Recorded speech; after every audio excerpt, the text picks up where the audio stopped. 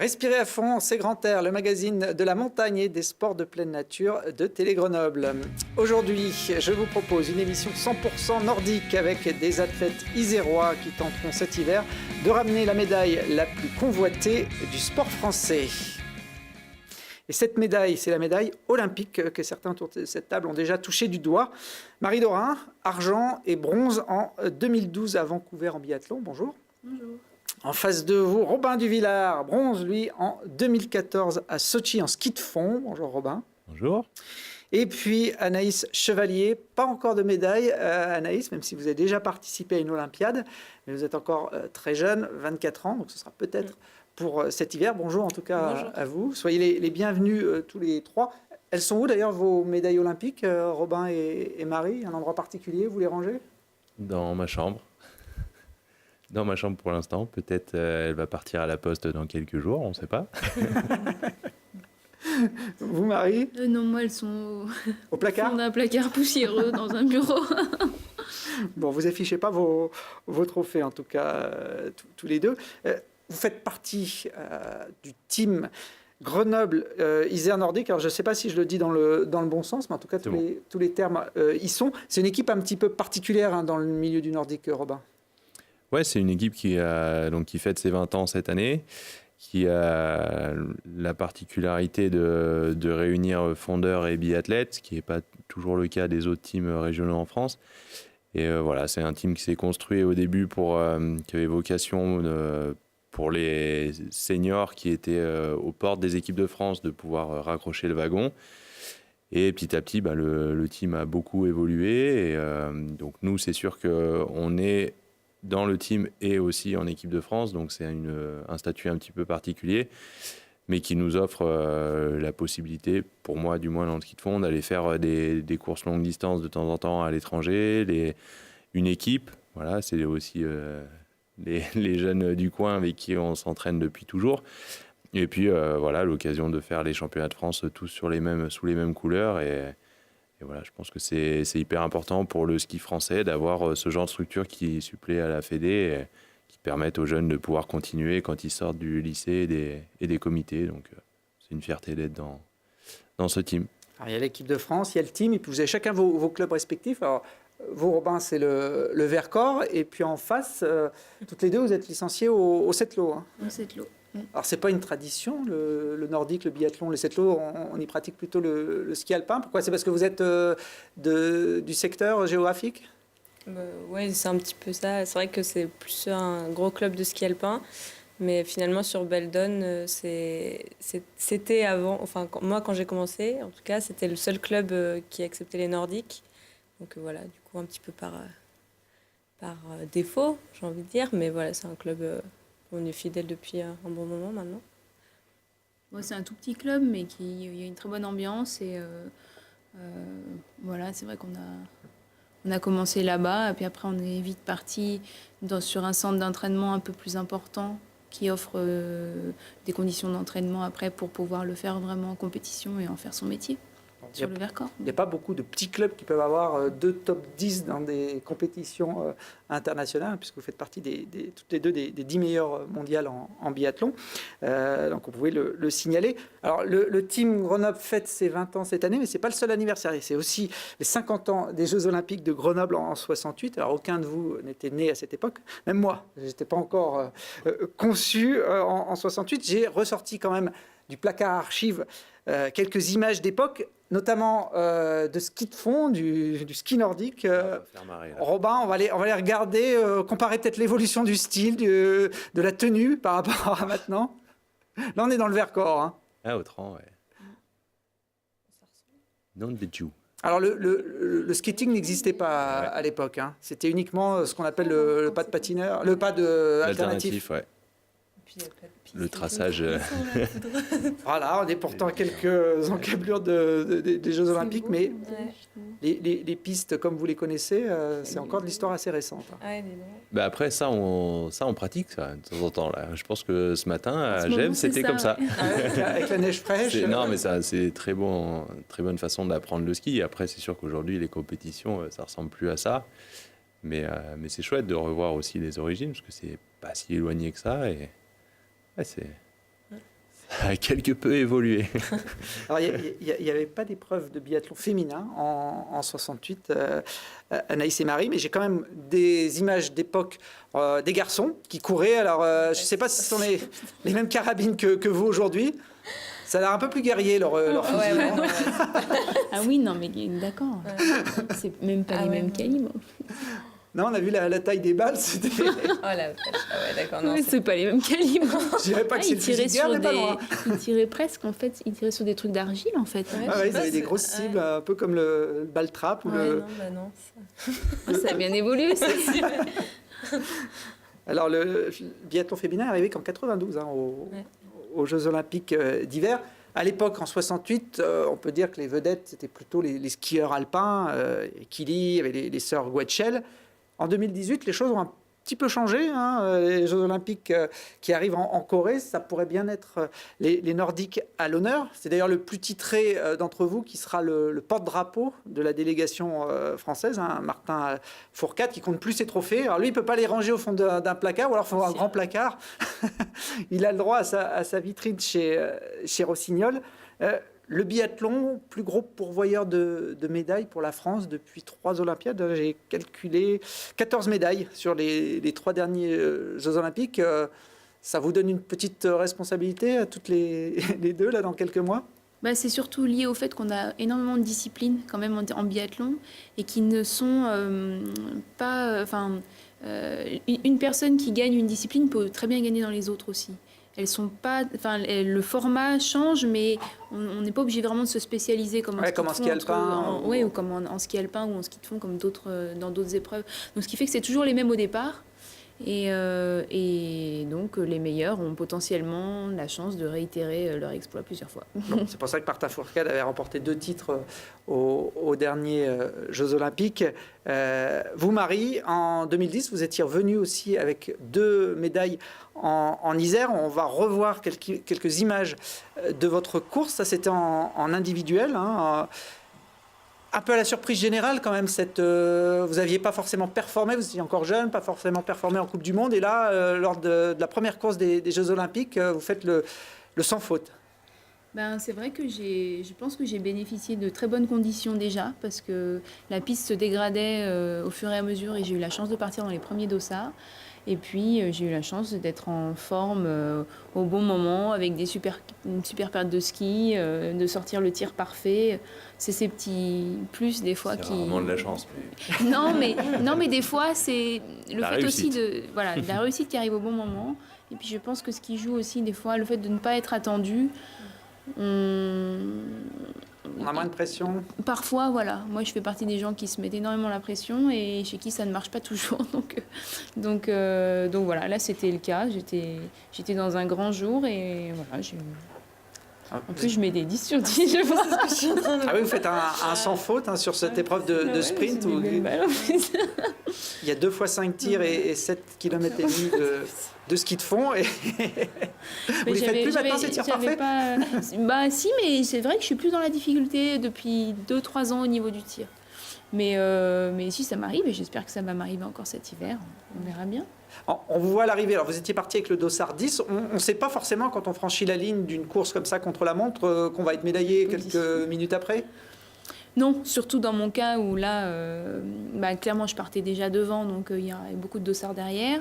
Et puis j'étais pas du tout dans je faisais pas du tout partie des favorites, donc ma place, je pensais qu'avec un 10 sur 10, je serais peut-être 15e avec une bonne course, donc j'étais très contente et voilà.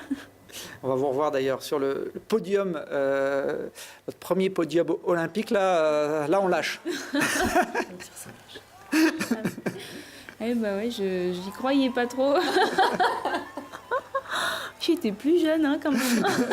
Ah ouais, c'était il y a 8 ans bientôt. Il y a 8 ans. Ça commence à dater.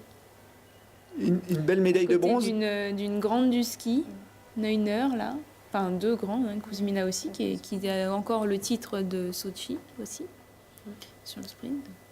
Alors depuis, votre palmarès s'est étoffé. Vous avez notamment 4 titres mondiaux en individuel. Est-ce que ces titres de championne du monde sont plus importants dans votre affect que cette médaille olympique?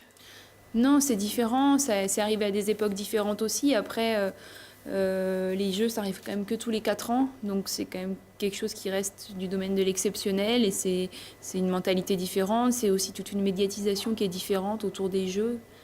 Les Jeux, c'est pluridisciplinaire, donc ça a quand même un autre... c'est autre chose. Hein. Si, à choisir, je veux bien troquer.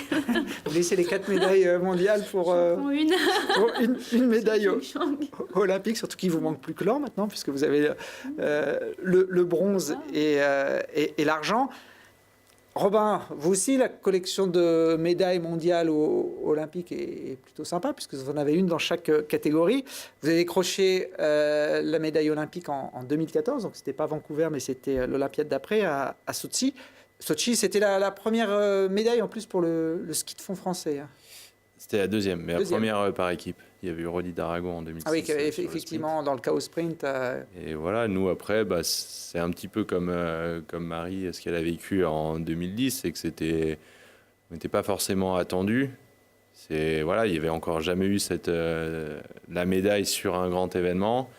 Et on l'a fait en étant un petit peu outsider, parce que voilà, il y avait trois nations un petit peu censées être au-dessus sur le papier. Et puis nous, on a joué notre carte à fond et ça a souri. Un grand jour pour tout le monde. Et donc là, ouais, les émotions à la fin, c'était... quand on regarde les images de l'arrivée, je pense que tout le monde croit que c'est les Français qui ont gagné. Là, c'est vous. Comme on dit, on a foutu la merde pendant un moment. En tenue blanche, il y a quatre relayeurs. Là, on voit l'équipe qui attend l'arrivée du dernier avec le podium à la clé. C'est vrai que, un peu comme un match de football, on se jette sur le dernier buteur. Du coup, il n'a pas voulu qu'on se jette dessus. Il est tombé à côté, là, mais... Non, ouais, c'est sûr qu'on a un peu perturbé le protocole là-bas. On n'était pas trop habitué à tout ça par rapport à la sobriété des Suédois à côté. C'était un petit peu tranchant comme différence. Mais voilà, je crois que c'est vraiment pour des moments comme ça. Je pense que les filles seront d'accord qu'on s'entraîne toute l'année pour ça, quoi. Et finalement, la médaille, c'est quelque chose, c'est l'objet qui reste, qui nous rappelle ce genre de choses. Mais moi, je donnerais tout pour revivre ces moments-là, ceux qu'on a déjà passés, ou en revivre d'autres, les mêmes, parce que il n'y a rien de mieux que ça, quoi. Ces quelques heures là qui sont euphoriques. Marie, la médaille par équipe, vous en avez gagné une également à Vancouver, une médaille en individuel et une médaille par équipe. Sochi, la Corée, dans quelques mois, vous y allez aussi avec un objectif de podium ? Déjà, on va essayer d'y aller tout court. Hein, puis non, mais la saison approche et c'est vrai que pour l'instant, on se concentre un peu sur le début de saison aussi. Après, bien sûr que quand on va au jeu, on y va pour aller faire des courses parfaites, pour aller essayer de chercher au-delà de la breloque, de rendre une belle copie, de ne pas avoir de regrets. Et puis, c'est vrai qu'on a de la chance en France d'avoir une super équipe au niveau féminine. Et du coup, là, forcément, on y va pour aller chercher quelque chose aussi. Et comme le dit Robin, par équipe, c'est du partage, c'est du bonheur, c'est des moments qui restent gravés à tout jamais dans une carrière et dans une vie. Donc c'est sûr qu'on s'est entraîné pour ça. Après, maintenant, il faut le réaliser. Et voilà, il n'y a plus qu'à. Alors, Robin a connu ça en par équipe. Vous auriez presque pu le connaître en individuel. On va remontrer quelques images de votre course de 2014 aux 50 km. Donc là, on est sur une compétition individuelle. Alors, vous avez terminé 6e à l'époque. Robin, depuis quelques semaines, vous avez déjà gagné une place parce que les 3 premiers Russes de cette épreuve, je rappelle que Sochi était en Russie, ont connu pour certains quelques démêlés avec les contrôles antidopage et que le vainqueur de cette course est pour l'instant déclassé depuis quelques jours. Ouais, alors c'est un sujet où j'ai pas trop envie de m'étendre là-dessus parce que l'affaire est pas réglée, c'est assez louche un petit peu. Voilà, donc l'ECOF qui a gagné a fait appel de la décision, donc pour l'instant il est déclassé mais c'est officieux. Et voilà, du coup c'est sûr qu'il s'est passé des choses là-bas, des échanges d'échantillons, donc voilà, est-ce que c'est les athlètes qui sont à blâmer? Est-ce que c'est le système? Est-ce que c'est d'autres choses? Pour moi, c'est un peu brasser le passé pour, Je dis pas, hein, si demain je récupère une médaille olympique sur cette épreuve, voilà, je la prendrai bien évidemment. Mais ça me rendra jamais tout. Ça me rendra jamais justement les émotions dont on parle là. Voilà, la cérémonie, le podium qu'ils ont eu dans la cérémonie de clôture, qui est unique. On a la chance sur 50 km dans le ski de fond d'avoir cette possibilité-là. Ça veut dire qu'il faut que j'attende encore 4 ans et demi pour retrouver un 50 km skate au JO. Donc je pense que pour moi, ce sera un peu tard. Et puis voilà, c'est toutes ces choses-là que potentiellement ils nous ont peut-être volé. Après, voilà, il faut laisser faire un peu l'histoire qu'elle se dénoue. Et je suis plutôt concentré sur les semaines qui arrivent et les compétitions à venir. Après, voilà, c'est sûr quand on a un sport qui est touché par le dopage et là un scandale à cette échelle-là, c'est sûr que voilà, tous les jours, à chaque fois que ça parle des JO, on me parle d'une potentielle médaille de bronze que je vais récupérer. Voilà, on en est loin. Tous ceux de devant certains ont quelques petites casseroles. Donc voilà, c'est comme ça. Moi, à chaque fois que je regarderai la course à la télé, là, les images qu'on a vues, même si eux rendent leur médaille, ils seront toujours sur les images. Donc j'aurai toujours fini 6e sur cette course. Et pour moi, c'est déjà une grosse performance. Je suis content de ça. Et puis ben voilà, il y a d'autres courses qui arrivent devant. Donc pourquoi pas les servir. Vous ne serez pas au départ du 50 km C'est en classique cette année. JO, alors je fais un appel à mon coach. Je veux bien postuler, mais je suis pas sûr qu'il... Vous avez 3 mois pour... Je suis pas sûr qu'il pense à moi. Non, c'est pas ma ça alterne spécialité. d'une Olympiade à l'autre. Voilà, en fait, le 15 km va passer en skate cette année. D'accord. Et voilà, c'est finalement, c'est comme demander à JB Grange d'aller faire le départ de la descente. Et voilà, chacun a ses... Je peux le faire, je peux sûrement faire des belles choses dessus, mais si je dois faire une médaille ou faire une belle course et déjà me sélectionner, comme dit Marie, prendre étape après étape, ça passera par le skating. Alors, j'ai d'autres images de joie à vous montrer, un peu plus récentes celle-là, puisqu'elle date de l'hiver dernier, avec votre première victoire, Anaïs, en Coupe du Monde. Ça aussi, j'imagine que c'était un moment fort pour votre carrière. Oui, pour le moment, ça reste un des grands moments. J'espère le revivre parce que c'est vrai que c'est des émotions qui sont quand même assez géniales. Et puis, voilà, je revenais de quelques années de galère. Oui, elle faisait du bien, celle-là. Et puis, contrairement à Marie, vous étiez dans un format de course où vous saviez, en franchissant la ligne, que vous aviez gagné. Oui, et ça, je suis contente d'avoir gagné une poursuite comme ça parce que c'est vrai qu'on peut savourer. J'avais 8 secondes pour savourer sur la ligne d'arrivée. Donc, ouais, c'est vrai que c'est quand même agréable de prendre le temps, voilà, de vraiment savourer, surtout que c'était dans un stade où il y a énormément de monde. On est vraiment beaucoup encouragés et voilà, on passe la ligne, on sait qu'on a gagné. C'est quand même sympa. Et puis vous avez confirmé au cours de la saison, notamment avec 2 médailles sur les championnats du monde. Oui, je suis contente de l'avoir fait parce que voilà, je suis très contente d'avoir gagné une Coupe du Monde, d'avoir fait un podium et d'en avoir gagné une ensuite, mais j'aurais été déçue de m'arrêter là parce que voilà, je voulais aussi me montrer que c'était pas que je savais faire ça plusieurs fois. Donc oui, je suis très satisfaite d'avoir pu le refaire et puis sur des championnats du monde, sur un sprint qui est à la base quand même pas la course où je miserais sur moi. Donc voilà, non, c'était des beaux moments. Marie, on parlait tout à l'heure de l'esprit d'équipe, mais ça reste quand même pour la plupart des courses du biathlon un sport individuel. Donc vous êtes en concurrence avec les étrangères, mais aussi avec les autres filles de l'équipe de France. Quand il y a un tel niveau dans l'équipe de France, que les jeunes poussent comme Anaïs, ça stimule ou on se dit tiens, finalement, je vais peut-être raccrocher, laisser la place à celle qui monte? Pour moi, c'est un petit peu les deux. C'est vrai que je suis plutôt sur la fin de carrière. Après, bien sûr, c'est stimulant et je pense que c'est une grande richesse, justement, de pouvoir compter sur les autres aussi. C'est ça qui tient en haleine. Et c'est vrai que pour l'instant, on est vraiment 5 filles à tout le temps. Moi, je ne considère pas qu'il y ait de leadership de toute façon sur cette équipe. On est vraiment 5 filles à pouvoir vraiment jouer devant sur toutes les courses. Donc ça, c'est plutôt une richesse. Après, moi, je ne cache pas que je suis dans mes dernières années et c'est bien. Comme ça, il y a la relève, pas de souci. On voit là une arrivée où justement Anaïs va vous chipper la 2e place pour quelques secondes.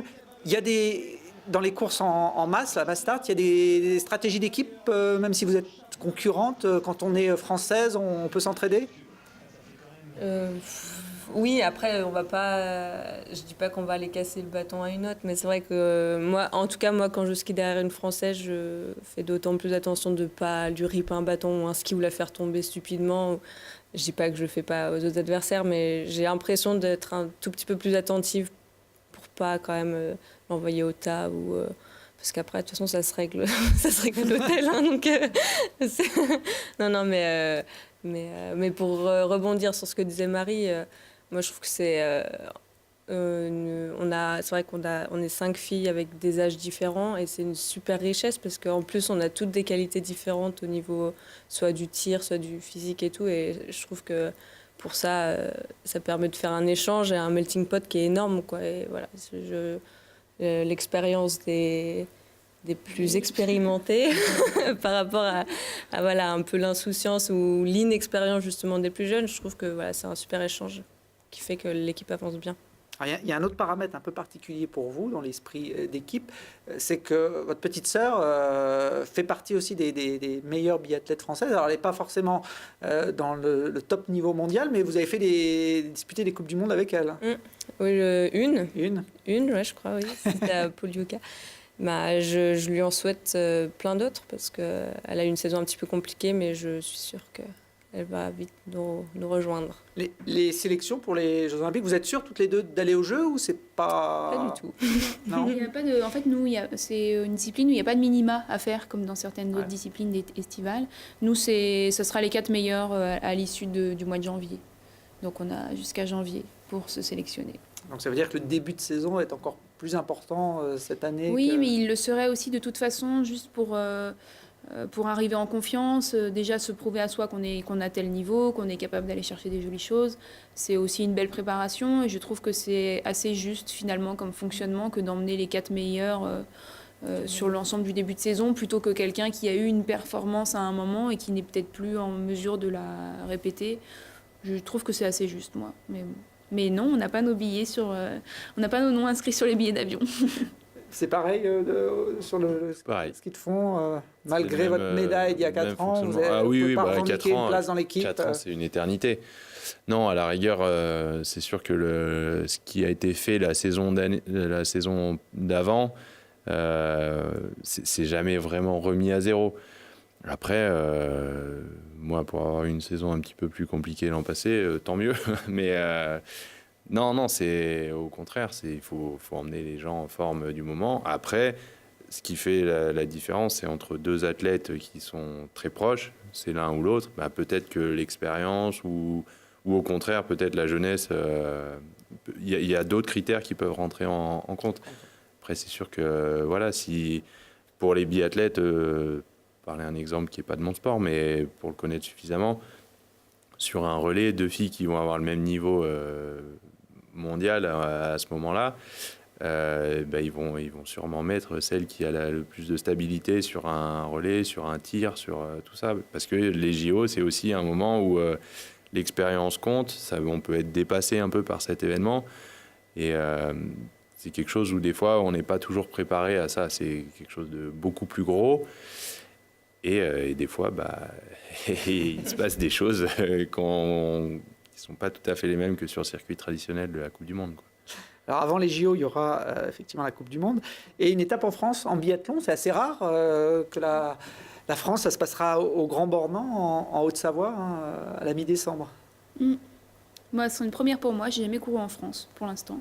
Il y a 4 ans, je m'étais blessée à la cheville, donc Anaïs en parlera mieux que moi. Vous avez déjà eu l'occasion de courir devant le public français? Oui. En 2013, du coup, à la Coupe du Monde. Et puis, j'avais fait une IBU Cup l'année d'avant. Donc, c'est trop chouette pour notre sport, pour nous, pour tout, parce que c'est pour les supporters aussi, parce qu'ils sont un paquet à nous suivre et un paquet à avoir pris des places pour venir nous encourager. Et puis, non, au niveau de l'ambiance, moi, j'en ai un super souvenir.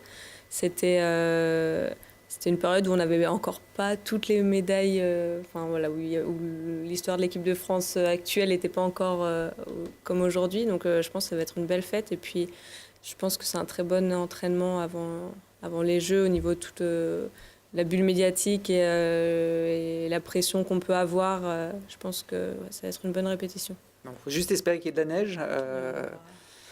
Du 14 au 17 décembre au Grand Mordan. Bon, maintenant, il y a des techniques pour assurer ça, mais on rappelle que la foulée blanche l'an dernier a été annulée, hein, malgré la présence de canons en neige. On voit des images du plateau d'Autran à l'époque, et les organisateurs avaient dû reporter, annuler l'épreuve. Elle aura lieu d'ailleurs cette année, le 3 février, un peu plus tard que prévu, pour célébrer les 50 ans des JO dans la période un peu commémorative.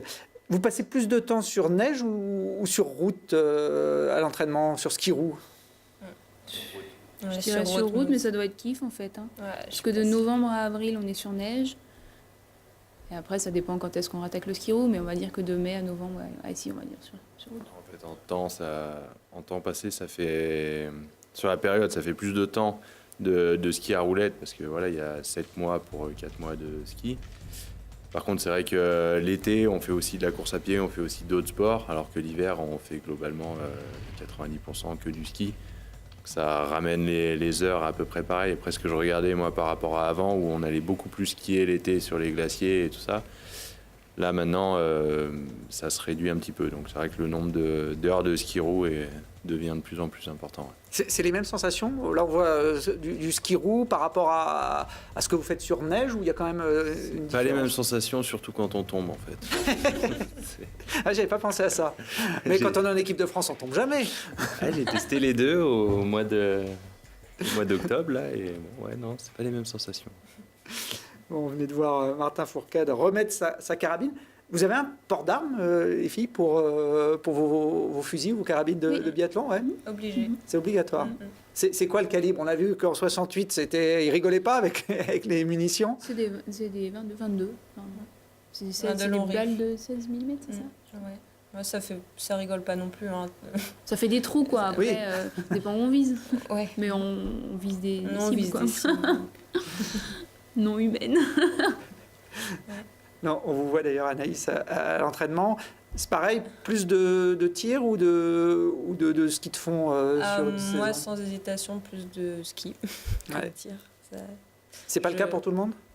Si, globalement, on passe quand même plus de temps à s'entraîner physiquement qu'au tir. Après, on passe plus ou moins de temps derrière sa carabine. Moi, je pense que je fais partie des gens qui en passent pas beaucoup par rapport à d'autres. C'est un choix, ça me va bien. Marie, pareil? Ouais, oui, l'entraînement physique est une part plus importante parce que nécessite beaucoup plus de temps de préparation.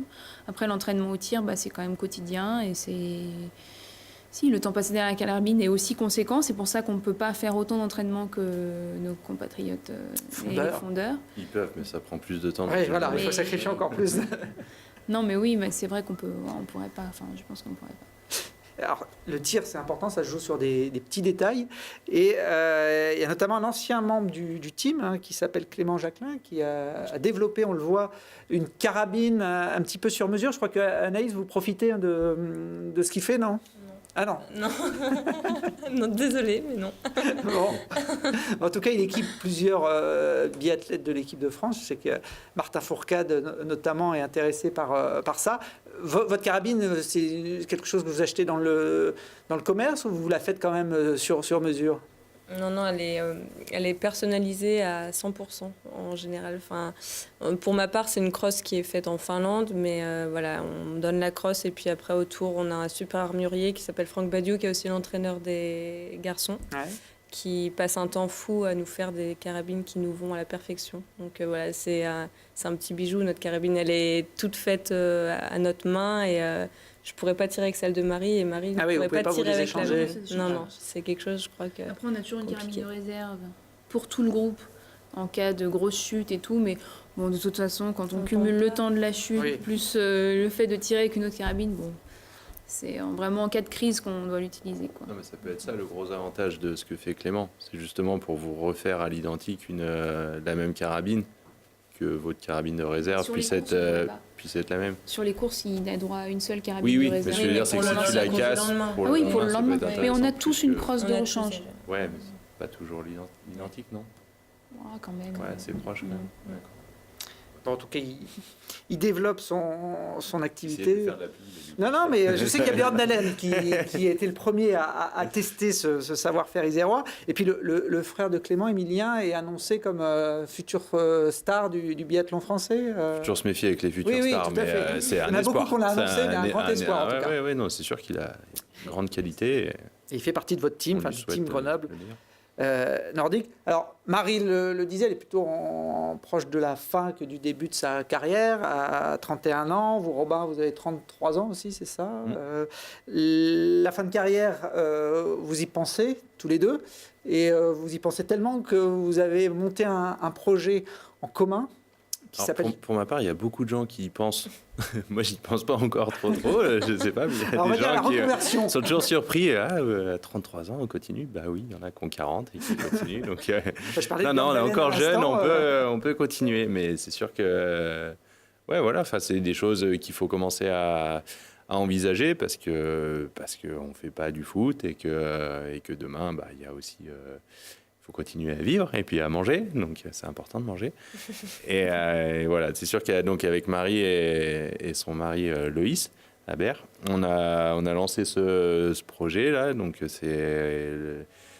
Voilà. On peut montrer le truc, c'est vrai que le bâtiment étant pas encore construit, on peut pas vous montrer... Ça, c'est la bande-annonce qui montre un peu l'esprit, le oui. concept de ce que vous êtes en train de mettre en place. Voilà, exactement. On monte donc une structure d'accueil pour sportifs, qui est le bâtiment qu'on verra à la fin, avec des chambres, une restauration, un espace de musculation qui sera relié en plus à la piste de ski à roulettes de Corançon-Vercors.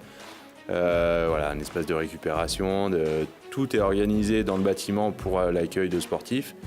Mais on ne veut pas se contenter des sportifs de haut niveau. On veut aller de tous les pratiquants, donc que ce soit le sportif familial, le sportif amateur, de loisirs, jusqu'aux équipes de haut niveau, que tout ce monde se retrouve, se rassemble, échange, partage dans un même bâtiment. Et nous, l'idée, c'est de gérer ce bâtiment, donc de pouvoir apporter aux gens les conseils, leur faire un séjour un petit peu particulier et leur rendre le séjour le plus agréable et sympa possible. Donc c'est pas vraiment, on ne donne pas notre nom au projet, on sera à travailler dedans. Oui, c'est pas simplement un label entre guillemets. Exactement. De Et donc c'est vraiment un projet de reconversion, même un projet de vie, quoi, parce que la reconversion, ça dure un temps, mais c'est le projet de vie. Et donc dessus créer aussi une académie sportive qui proposera des stages à différents publics, à différentes périodes. Et vraiment l'idée, c'est pour nous de partager notre expérience de tout ce que le sport a pu nous apporter, de la façon dont on a conduit nos carrières respectives. On a globalement la même façon de procéder avec Marie et Loïs. C'est assez curieux, s'entourer de personnes dans chaque branche et donc essayer de faire vivre, d'utiliser le maximum de passerelles qui existent entre le sport, la vie personnelle, la vie professionnelle pour amener ça à un public très large et faire découvrir aux gens le sport un petit peu différemment avec nos personnalités. Et on espère que ça plaira aux gens et qu'ils viendront nombreux. En tout cas, le projet a plu aux banquiers puisqu'ils vous ont suivi. Je crois qu'il y a 1,5 million. C'est souvent le plus important au début. Non, mais c'est souvent un bon critère. Hein. C'est les premiers à séduire. Quand ils prêtent l'argent, même si vous êtes des sportifs de haut niveau avec une certaine notoriété, ils font quand même gaffe à ce qu'il y a derrière. Et alors, les travaux sont en cours. On voit là ce que ça va donner dans quelques mois. Puis je crois que Marie, l'ouverture est prévue pour l'automne 2018, hein, c'est ça? On croise les doigts. Mais la neige qui arrive un peu tôt, pour une fois, on n'est pas trop content. Voilà, ça va être le paradoxe, c'est que finalement... Non, il vaut toujours mieux qu'il y ait un peu plus de neige. Après, c'est sûr que ça peut retarder un petit peu les travaux. Je pense que tout le monde sait comment ça se passe dans les travaux en montagne. Et voilà. Donc après, ça ouvrira... on espère septembre 2018. Après, c'est sûr que si c'est un petit peu après, c'est un peu après. Mais pour l'hiver prochain, ce sera en place. On sait qu'il y a beaucoup d'équipes internationales qui déjà viennent s'entraîner sur le site de Corançon. Il y a eu les Norvégiens, les Suédois, donc avec un équipement comme le vôtre. J'imagine que vous avez déjà fait jouer votre réseau pour avoir des premières pré-réservations. Ça veut dire, Marie, que vous allez arrêter votre carrière après les Jeux ou c'est pas encore... J'ai pas décidé de date d'arrêt de carrière. Après, cela dit, j'envisage pas de faire une nouvelle saison non plus. Donc, je me ferme pas la porte, ça dépend des résultats, mais voilà. A priori... Ce sera mes derniers jeux en tout cas. Bon. Donc après, ce sera Zicamp, le projet de Corançon et du Vercors. On va terminer cette émission. Il nous reste 5 minutes avec notre JT de la montagne.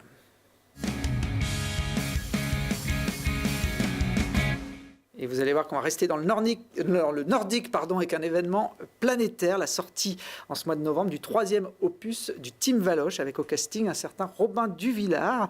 On va voir sur cette bande-annonce si on arrive à le reconnaître.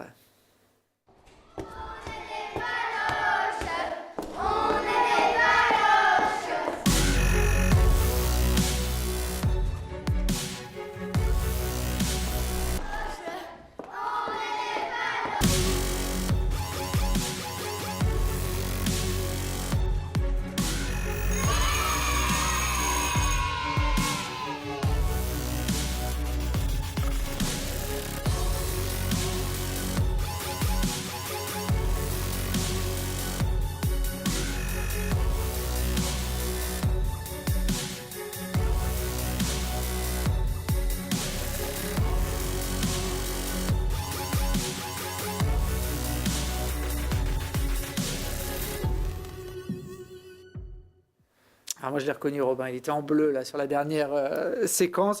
Ça s'appelle donc One of Those Nordic Days. C'est librement inspiré des vidéos de Candide Tovex qu'il a pu faire sur la toile il y a quelques années. C'est quoi le Team Valoche en 2 mots? Team Valoche, c'est un team de tarés, tout simplement. non, c'est un. Voilà, ils ont créé leur team. À la base, c'était aussi faire un fan club pour le nordique. Hein. Oui, voilà, il y en a qui ont été athlètes, il y en a qui l'ont jamais été, il y en a qui le sauront jamais. mais dans ce qu'ils font, ils sont très bons. Et c'est vrai que quand ils se déplacent sur des courses, ça fait. Bah voilà, on s'en rappelle. Les gens l'entendent ou le voient.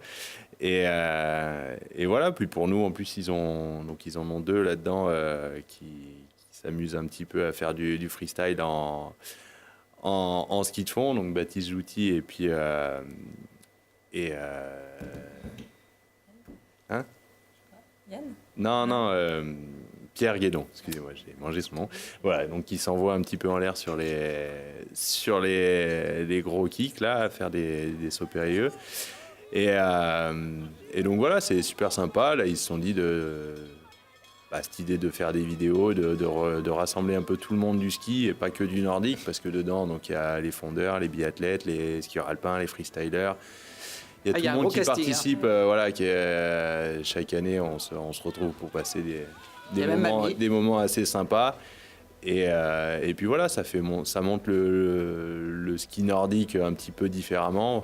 Là, c'est complètement différemment. Il passe le double et pas toujours, hein, de temps en temps, c'est minimal. Mais... Et puis voilà, c'est aussi c'est un team l'appellation team est un petit peu différente d'une autre, par exemple. Mais voilà, c'est un groupe de supporters et je pense qu'ils font du bien à au monde du ski en général. Ouais. Ben voilà, on pourra découvrir ce 3e épisode tout au long du mois de novembre. Voilà, sur les réseaux sociaux, vous tapez Team Valoche et vous allez voir Robin Duvillard et ce casting de fou. Ouais, moi, vous allez pas voir beaucoup. Hein, c'est pas mais quand même, c'est pas la quantité qui compte, Robin. C'est la qualité. C'est ce que je dis toujours. Plus je vieillis, plus je dis ça.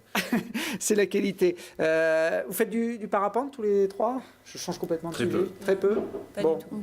Eh ben, on va finir cette émission avec du parapente. Alors ça ne se passe pas dans le Vercors, mais en Chartreuse, avec des images de la dernière Coupe Picard, et notamment le célèbre concours de déguisement. Les organisateurs isérois ont vendu leur concept aux Chinois, preuve du succès de cette épreuve. 500 000 € pour 10 ans. L'organisateur chinois s'est engagé à respecter les valeurs fondatrices de la Coupe Picard, les droits de l'homme, l'environnement, la sécurité des pilotes et du public. Une différence de taille quand même entre les 2 événements. La ville chinoise où se déroulera la Coupe Picard se trouve au bord de la mer. Il n'y a pas de montagne et donc les parapentes seront tirés par des bateaux pour pouvoir décoller et participer à ce spectacle. Voilà. Donc ce sera à suivre l'année prochaine en Chine, mais bon, la Coupe Picard restera quand même version française sur les bords de la Chartreuse. Et pour se quitter, on va partir en musique avec Marianique, qui est une chanteuse de Saint-Hilaire-du-Touvet, et les meilleures images du concours de déguisement de l'édition 2017. Merci à tous les 3 et à très vite pour d'autres aventures. Ce sont les ailes de la coupe de carte. La coupe de carte. La coupe de carte. La coupe de carte. La coupe de carte. La coupe de carte. La coupe de carte. Bon, c'est ok, tu nous rejoins de Saint-Hilaire à Limbin. Dans cette fête open air, viens nous voir en montgolfière. La passion de la voltige vous donnera des vertiges. Et les filles et les gnomes seront tous hyper mômes.